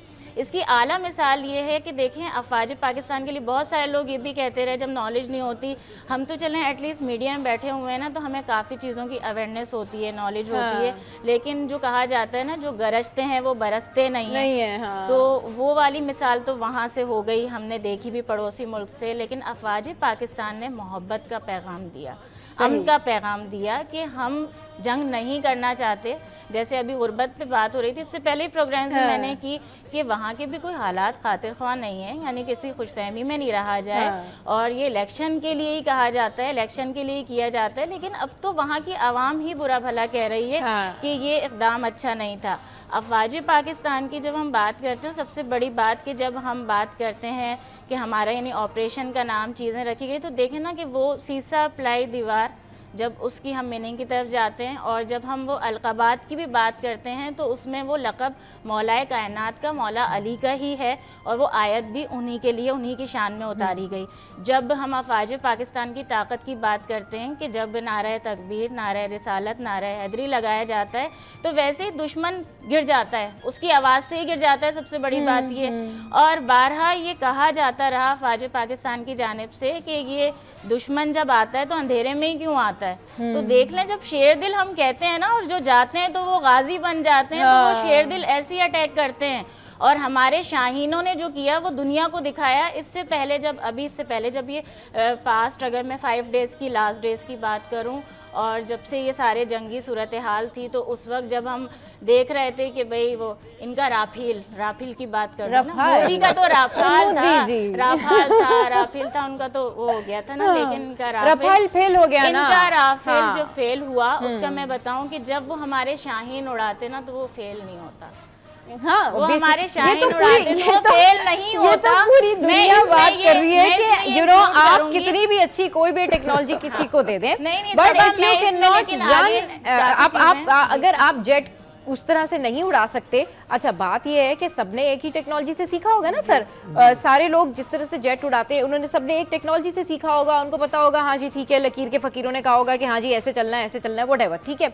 बट ये बात वही आती है कि आपका एस्थेटिक सेंस, आपका जज्बा, आपका जुनून और आपका कैलकुलेशन, आपका जो कैलकुलेशन है ना, दैट्स काउंट अ लॉट कि आप किस तरह से चीजों को लेकर चल रहे हैं। आप फिजा में उनका पायलट भी तो है, फिजा में हमारा पायलट भी है। दोनों में क्या फर्क है? दोनों में जज्बा ईमानी का फर्क है, दोनों में कैलकुलेशन का फर्क है, दोनों में मुल्क के लिए जान देने का फर्क है। सर, उनके जो आते हैं ना, जितने भी जो आर्मी के लोग होते हैं, जब वो जंग के ऊपर आ रहे होते हैं, लिटरली वो रो रहे होते हैं, पीट रहे होते हैं। हाँ। हमारे जो फौजी हैं, हमारी जो पाक अफवाज है, वो कहती है जंग हो, we want to die for our country. हम चाहते हैं कि हमें अपनी कंट्री के लिए, अपने मुल्क के लिए शहादत नसीब हो। तो सर जो है शहादत तो खुशनसीबी है, हम तो खुश हो रहे होते हैं। हम तो कहते हैं जी ये तो हमारे सर का ताज है, यू नो। सो ऐसी कौम से कौन टकराएगा भाई, ऐसे जज्बे से कौन टकराएगा कि अगर आप करती हैं यही दुआ देकर कि मैं शहीद की माँ बनूं, तो ये जज्बा है ना, जज्बा है, कौम का जज्बा है। हमने कार्टून नेटवर्क नहीं चलाए, हमने नाच कर नहीं दिखाया, हमने काम करके दिखाया, जिसे दुनिया भी आज अप्रिशिएट कर रही है कि ना सिर्फ अफवाज पाकिस्तान, पाकिस्तानी मीडिया, उसके साथ साथ पाकिस्तानी पूरी कौम। और बिल्कुल साथ साथ जिस तरीके से हम आपको दिखा भी रहे हैं, हम आपको फुटेज भी दिखा रहे हैं, आप देख सकते हैं हमारी स्क्रीन पर भी ये मनाजिर देख सकते हैं कि क्या खूबसूरत ये मनाजिर हैं, किस जज्बे से जो है वो पाकिस्तानी फ़ौज जो है वो आगे बढ़ी, और क्या खूबसूरत ये अवाम ने कल से लेकर अब तक जिस तरह से अवाम सड़कों पर निकली और जिस तरीके से अवाम ने सेलिब्रेट किया, जिस तरीके से अवाम ने जो है वो खुशियाँ जो है वो सेलिब्रेट की, इसकी मिसाल नहीं मिलती। बच्चे, बूढ़े, जवान सभी बाहर थे, सब ने पाकिस्तान के झंडे हाथों में लिए हुए थे, और वो ये जैसे सीज़ फायर हुआ ना उसके बाद बस ये सदाएं आ रही थी कि पाकिस्तान जिंदाबाद, पाकिस्तान जिंदाबाद। और उसके बाद हर बंदा ना सर ऐसे ट्वीट कर रहा था, ऐसे सोशल मीडिया पर चीज़ें लिख रहे थे वो कि जैसे वाकई ना आज हमारा मकसद पूरा हो गया, यानी आज सुकून मिला है, दिल को सुकून आज मिला है। सबसे मजे की बात यह है कि देखिए पाकिस्तान में चाहे गवर्नमेंट हो, ऑपोजिशन हो, कोई भी हो, सब इकट्ठे थे, खूबसूरती है ना। लेकिन फिर मैं ये कहूंगी कि दुश्मन ने वार कुछ और सोच कर किया था। लेकिन इस चीज पर हमें शुक्रिया अदा करना चाहिए। We are united now.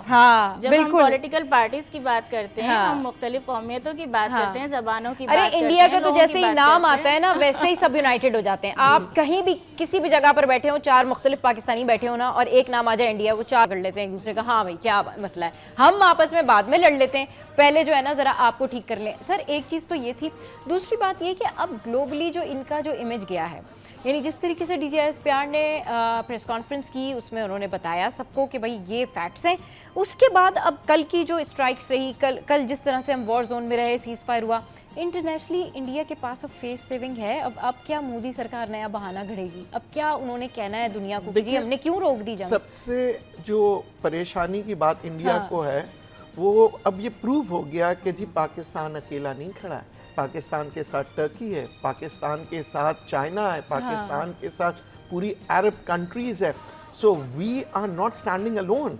कल तक आप देखें ना, हिंदुस्तान के मोदी साहब कभी सऊदीया जा रहे हैं, कभी गल्फ जा रहे हैं, इधर उधर जा रहे हैं, वो समझ रहे थे कि जी जनाब वो उन लोगों के साथ मिलके और फिर कोई स्ट्रैटेजी बनाएंगे, मगर नहीं, मुसलमान एक है।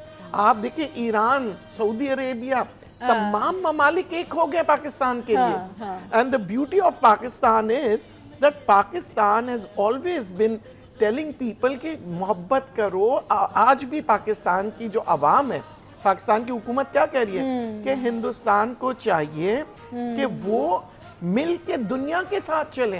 अब देखिए ना, पानी रोक देना सेंसलेस चीज है, छोटी चीज है, ये तो इंसानी हुकूक के अंदर आता है। कल जिस तरीके से मैं बात करी थी, हमारे बहुत सारे गेस्ट हमारे साथ मौजूद थे, वो ये कह रहे थे कि जी पहलगाम वाकया जो था, दैट वाज प्लांटेड इंसिडेंट, और वो इसलिए था कि वो उनको हमारा जो है वो पानी बंद करना था। और सबसे बड़ी बात ये कि मोदी सरकार जो है, बिहार में इलेक्शन आ रहे हैं, सो मोदी सरकार जो है, he is all about doing planning के जो कुछ भी किया जाए वो इस तरह से किया जाए कि उनका जो वोट बैंक है ना वो उस तरफ आ जाए, क्योंकि वो जो एक अखंड भारत और वो जो एक हिंदुत्व की सोच है ना, वो लेके आ रहे हैं, और वही उनका वोट बैंक है। असल प्रॉब्लम ये हिंदुस्तान का सबसे बड़ा दुश्मन और हिंदुस्तानियों का मोदी खुद है। उन्होंने उन्होंने अपनी मुल्क के अंदर क्या किया, हिंदू मुसलमान को लड़वा दिया, सिख ईसाई को लड़वा दिया, हर एक को लड़वाते गए। वो कहते हैं डिवाइड एंड रूल के चक्कर में अब वो एक्सपोज्ड हो गए। देखिए अब हिंदुस्तान की आवाम उससे पूछ रही है, क्योंकि आपने हिंदुस्तानियों के लिए क्या किया? क्या नफरत की जो बीज आपने डाली हिंदुस्तान के अंदर, क्या हिंदुस्तानियों के लिए फायदा हुआ? क्या मुसलमानों को वहां पे आपने फायदा दिया? क्या हिंदुओं को आपने फायदा दिया? नहीं। आप तो वो भगवत गीता के राम को भूल गए, आप तो गणेश जी को भूल गए, जिस भगवान को आप लोग मानते हैं, जो भगवान आपको कहता है कि जनाब किसी के साथ जाति ना करो, मोहब्बत का पैगाम करो। आप अपनी हिंदुस्तानियों के साथ जाति कर रहे थे। आज आपने जो जंग की है, ये जो हरकतें की है, क्या आप समझते हैं उसका नुकसान जो है सिर्फ पाकिस्तानियों के लिए था? नहीं, वो अपने हिंदुस्तानियों के लिए भी नुकसान कर रहे हैं। देखिए उन्होंने क्या किया, कुछ अमीरों को मिल के उन्होंने हिंदुस्तान पे कैप्चर किया। इलेक्शंस जो जीते हैं वो कैसे जीते हैं? वो मैंने आपसे बताया ना, 235 अमीर तरीन अरबोपति लोग हैं, बिलियनर्स हैं। आज भी आप देखें हिंदुस्तान के लोगों की हालत, ट्रेनों में लटक के जा रहे हैं, जिंदगी बहुत पुरस्कार है, मुसीबत है, ये क्या है?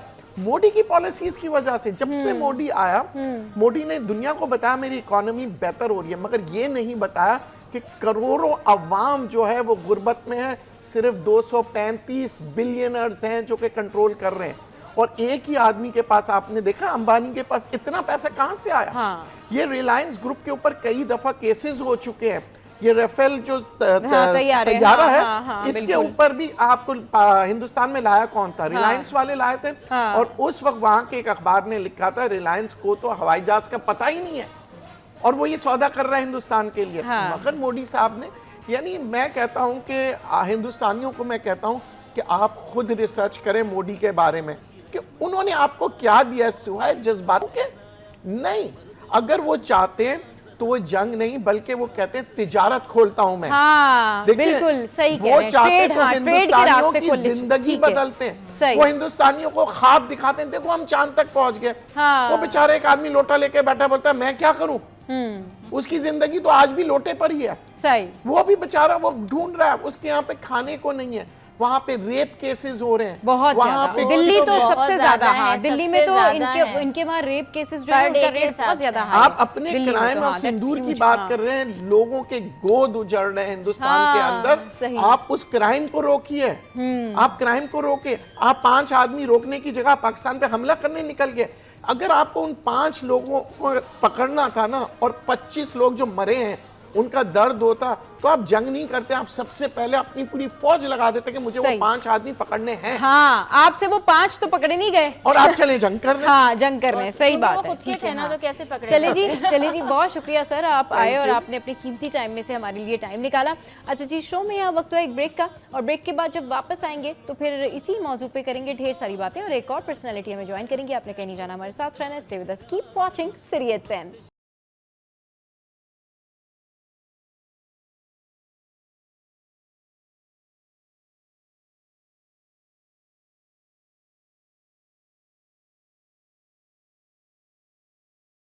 Welcome back. तो जनाब, बात हो रही है आज की, जिस तरीके से हमारी पाक फ़ौज ने मौसर कार्रवाई की और मुंह तोड़ जवाब दिया, उसके ऊपर पूरी कौम जो है उसका सर फ़ख्र से बुलंद है। इस पर बात करने के लिए हमारे साथ हमें ज्वाइन किया है आसिफ शेख जावेद साहब हैं, जो कि पायलट भी थे और FPCCI के साथ जो है ये मुंसलिक हैं। तो welcome to the show sir, कैसे हैं आप? ठीक ठाक हैं सर? क्या लग रहा है, कैसा लग रहा है? और कल से लेकर आज तक 2 चेंजेस हैं। कल जब जंग हो रही थी तो हम सारे दुआएं मांग रहे थे और हमें पता था कि इंशाल्लाह कामयाबी हमारी है, लेकिन आज कितनी खुशी हो रही है बीइंग अ पेट्रियाटिक पाकिस्तानी।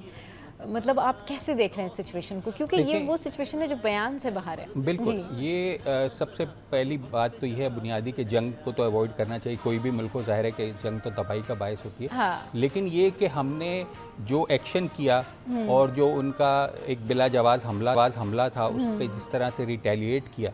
और देखिए, सबसे बड़ी बात आप ये देखें कि कराची से तोरखम तक और कश्मीर से कश्मोर तक 25 करोड़ की माशाल्लाह आबादी है। किसी एरिया में किसी जगह आपको पैनिक नज़र नहीं आया। सही। लोगों को मुकम्मल कामिल यकीन था अल्लाह की ज़ात पे और अपनी अफवाज पाकिस्तान पर कि ये हम इस हमले का जवाब बहुत अच्छे से दे सकते हैं। मुंह तोड़ जवाब दे सकते हैं जो हमने दिया। और देखें, हम क्योंकि हम छोटा मुल्क हैं, वो हमसे 4 गुना ज़्यादा हैं असले में, नफरी में, हर लिहाज से। हम कभी भी, और वैसे भी पाकिस्तान अपनी पॉलिसी के मुताबिक, पुरानी पॉलिसी के मुताबिक चलता है, वो कभी भी ऑफेंस में नहीं जाता। लेकिन डिफेंस अल्हम्दुलिल्लाह हमारा बिल्कुल मजबूत है और पूरी दुनिया ने देखा कि किस तरह से रिटेलिएट किया। और सबसे इम्पॉर्टेंट बात आप देखें, जो जिसको शिकस्त का सामना होता है, जिसको खसारे का सामना होता है, वही मानता है सीज़ फायर पे। अगर इंडिया इतनी ताकत के बावजूद, इतनी नफरी, इतने आर्म्स एंड एमुनिशन के बावजूद सीज़ फायर पे माना है, तो ये साफ जाहिर है कि नुकसान उनका हो रहा था। हाँ। और जिस तरह से हमने फिर तो पेश उनका हो रहा शुरू था, बट की, दे वर मैनिपुलेटिंग कि हमने कहा कि जी सीज फायर करेंगे, तो उन्होंने जो है वो सीज फायर कर दिया। तो but the big question is कि भाई आपने हमारे कहने से सीज फायर कर दिया, हम तो आपको 3 दिन से कह रहे थे कि आप संभल जाएं, आप संभल जाएं। बात यह है कि अगर आप इंडियन मीडिया को तो कोट इसलिए नहीं करना चाहिए कि इंडियन मीडिया ने तो ये भी बताया कि लाहौर में भी एक सी पोर्ट है जी बिल्कुल, हाँ, लाहौर में भी समंदर आ गया है। इंडियन मीडिया के मुताबिक, हाँ बिल्कुल, इतना अनअवेयर है। और आप देखें उनकी जो रिपोर्टिंग थी वो बौखलाहट का शिकार थी। हाँ। उनके मुताबिक तो जी कराची, लाहौर, फैसलाबाद, इस्लामाबाद में भी लोग आ चुके हैं और उन्होंने हम पे अटैक।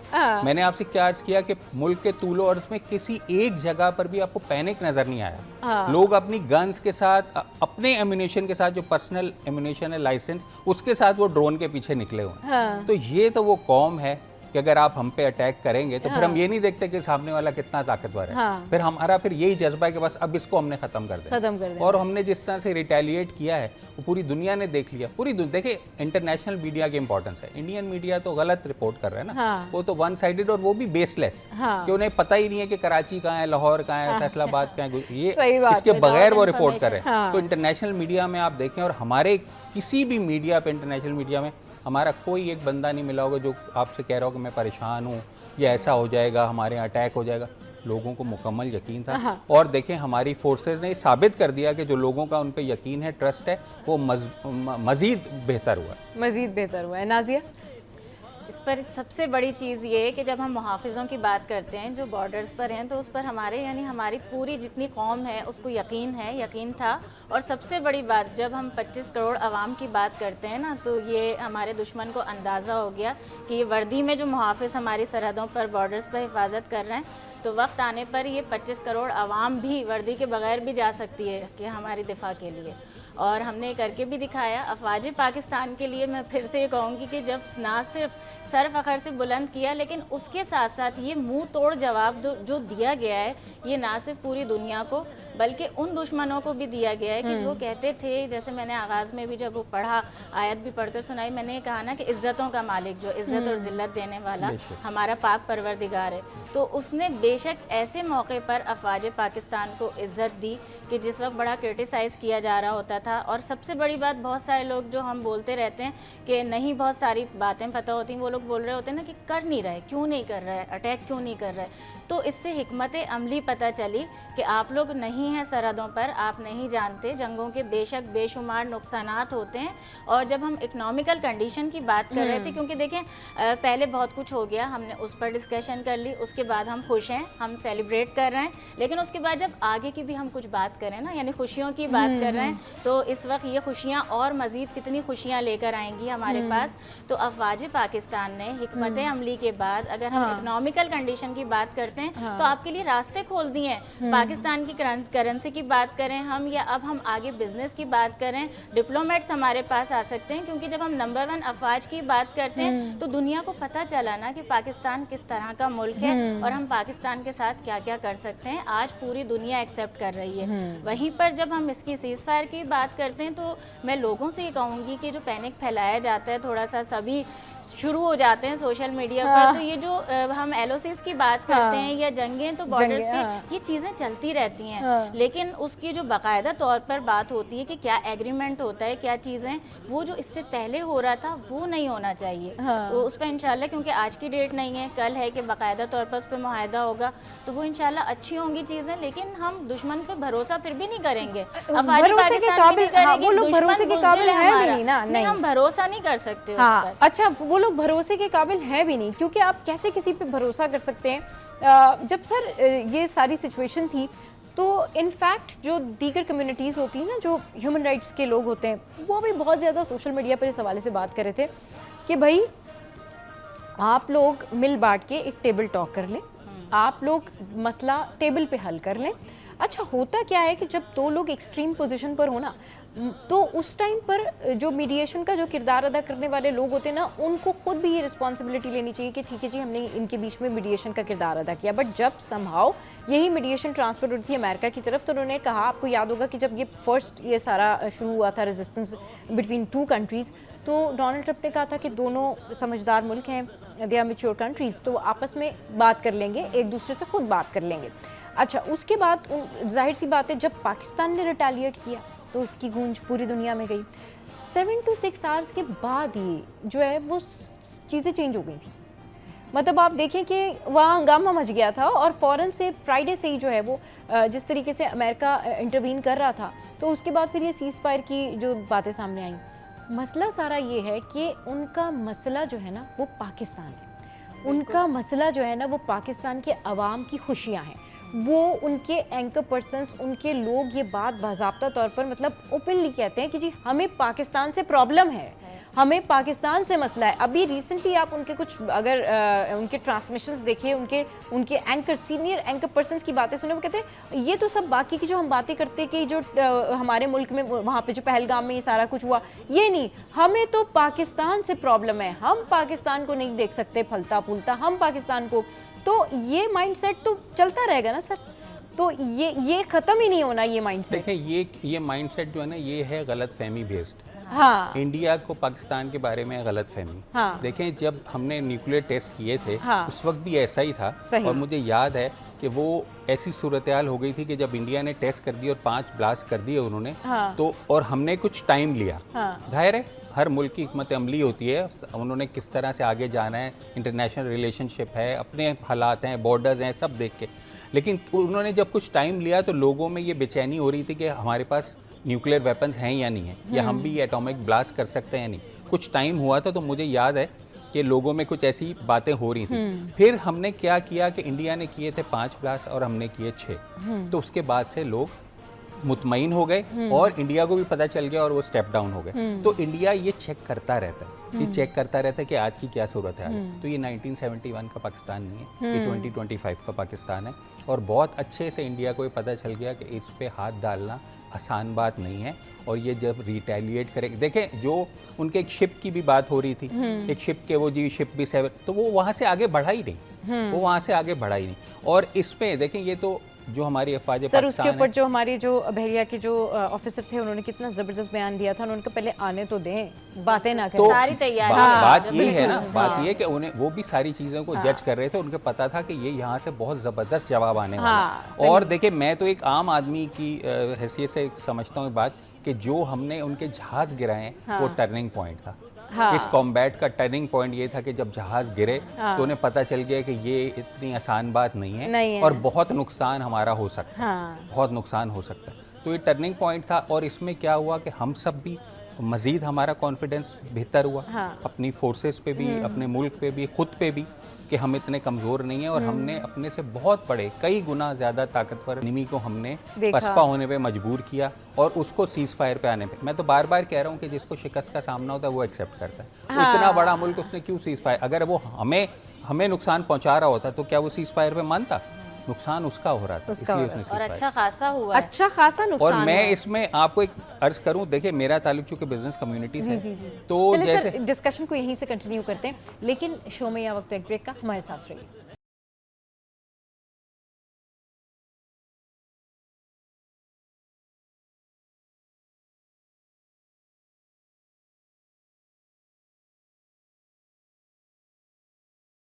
Welcome back.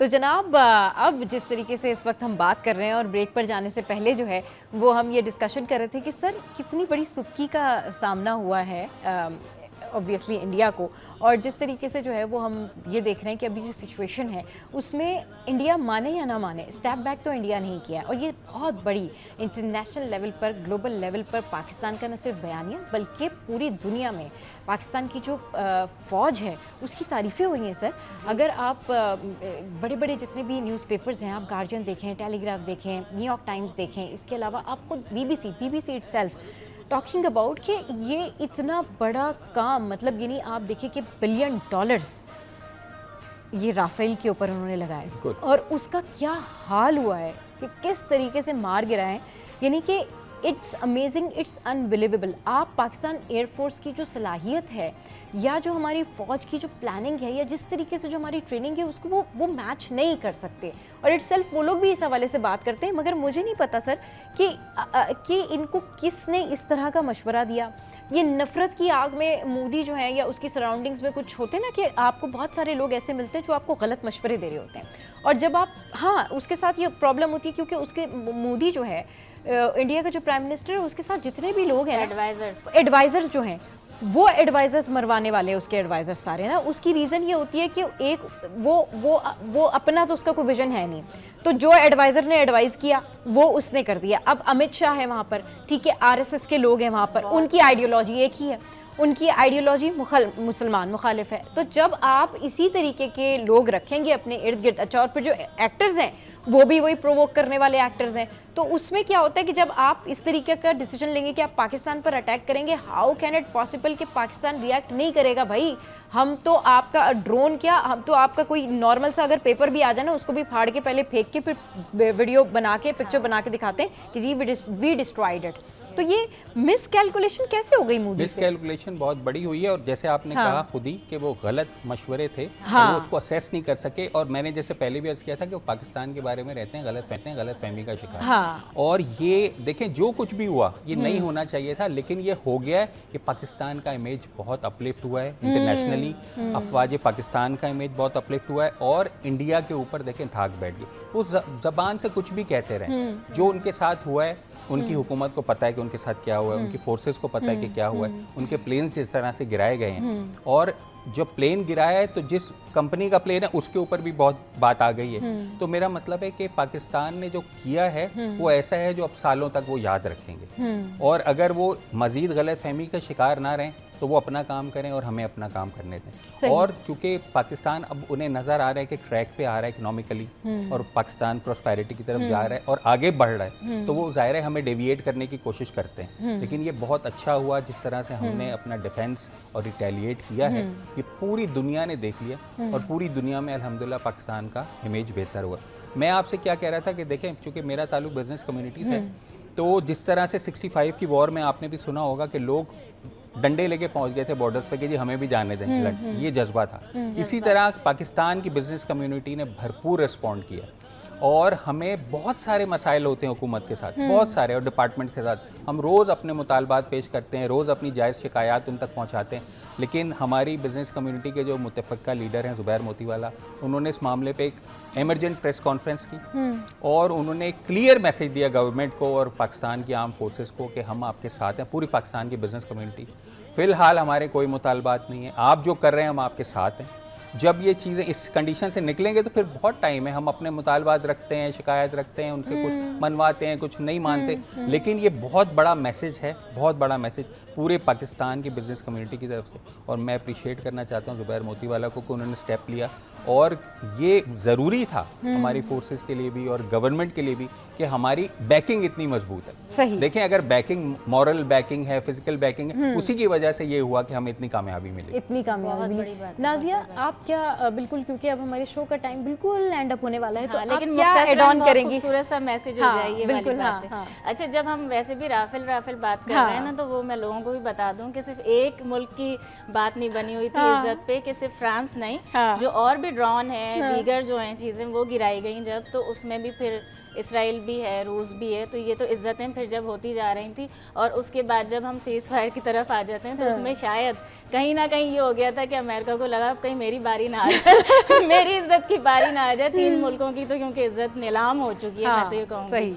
और क्योंकि ये भी सुना है कि फ्रांस और इंडिया में उनके बहुत मसाइल हो गए राफेल के बाद, उन्होंने कहा जी ये क्या तुम हमारे तैयार है क्या? मैंने इसीलिए सोचा कि इस वक्त जरा हमारे नाजरीन को भी मैं सारे हमारी नेशन को भी बताऊं कि इस वक्त ममालिक की भी हम बात करते हैं, तो फ्रांस के साथ साथ इसराइल है, रूस है, क्योंकि ड्रोन्स हैं, दीगर चीजें, तो अब शायद जो हमारे सालिस बने उनको ये था कि कहीं ना कहीं अमेरिका का नाम ना आ जाए। तो पूरी कौम को, हमारी पूरी नेशन को अफवाज पाकिस्तान के साथ साथ मैं सलाम पेश करती हूँ, और मीडिया के ही थ्रू, इस प्लेटफॉर्म के थ्रू आपको, मेरे सारे जितने भी एंकर्स हैं, जर्नलिस्ट हैं, मेरे कोलीग, सारे मीडिया को मैं सलाम पेश करती हूँ, क्योंकि हम लोग डे एंड नाइट जागे हैं। आप इस बात से एग्री करेंगे? बिल्कुल बिल्कुल बिल्कुल। मैं तो मुझे याद है, मुझे बिल्कुल अच्छी तरीके से याद है, 2 दिन जागी हूँ, क्योंकि हम कार्टून नेटवर्क नहीं कर रहे थे ना, हम सनसनी नहीं फैला रहे थे, हम अपनी अफवाज पाकिस्तान के हौसले बुलंद कर रहे थे। हमें उन पर यकीन था कि वो सरहदों पर जब जंग लड़ रहे हैं तो हम किस तरह से दुनिया को बता रहे हैं, दुनिया को दिखा रहे हैं हमारा पॉजिटिव फेस अफवाज पाकिस्तान का। और उसके लिए यही है कि पाकिस्तान हमेशा हमेशा जिंदाबाद था, जिंदाबाद है, और जिंदाबाद रहेगा। पाकिस्तान जिंदाबाद, अफवाज पाकिस्तान पाइंदा। सही जी, बहुत शुक्रिया सर आपका, आप शो पर आए, नाज़िया आप शो पर आई, और हम रहे या ना रहे, पाकिस्तान रहे, और पाकिस्तान है तो हम हैं, और अफवाज पाकिस्तान हमारी शान है। और डेफिनेटली जिस तरीके से कल सारी सूरत हाल थी, उसके बाद बस हर पाकिस्तानी यही कहता है कि पाकिस्तान जिंदाबाद।